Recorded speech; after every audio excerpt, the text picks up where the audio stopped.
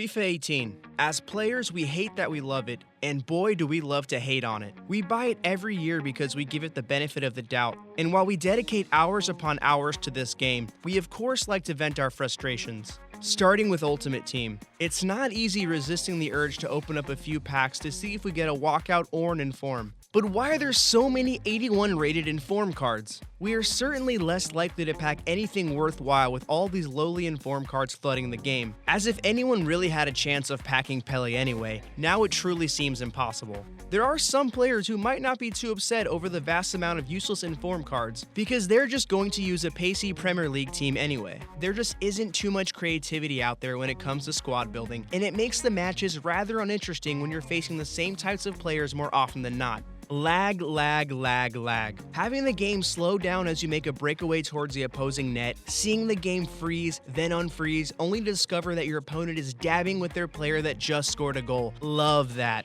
The hours you put in building your teams, working your way through qualifying for the weekend league, can all end abruptly in a fit of rage when the lag decides to take over. But it's not just the lag, and we certainly can't blame our own abilities as to why we lose or get frustrated in FIFA. It's this goal. Got a chance. Luis Hernandez up for grabs. He got back somehow to clear it off the line.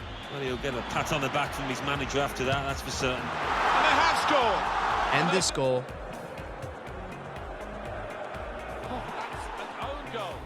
And this one.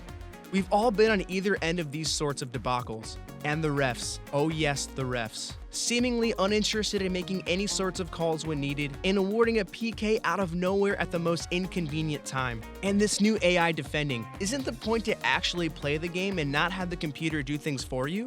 The makers deny that there's any scripting whatsoever, but it's still being experienced by players in FIFA 18. The results are high-scoring games in Ultimate Team that are so far removed from a football simulation, players feeling unresponsive and not in our control, that it sometimes feels like a different game entirely. So again, it can't possibly be our fault that we're bad at FIFA, right? With career mode, there have been a number of welcome additions, such as new cutscenes for player and team trophies, and even when negotiating transfers. It's a step in the right direction to create more immersion via the presentation, but when there is a lack of any real variety in these cutscenes, they start getting repetitive and are rarely used after you've experienced them once. The release clause feature is a great new addition, but it still feels like career mode and the player hubs are just a new skin on the same exact career mode from FIFA 17. One of my biggest frustrations with FIFA 18 is the fixture congestion in career mode. It's been an issue for a number of FIFA iterations now. In real life, yes, games need to be rearranged, so you replicate that in FIFA, but I tell you what doesn't happen in real life. You don't play a game Monday, Tuesday, Wednesday. It just doesn't happen because players need time to relax, to prevent injury, to prevent harm to professionals, just as a general courtesy to the human body. Doesn't happen in FIFA though, so you better have good squad rotation, otherwise you're in for a world of injured players.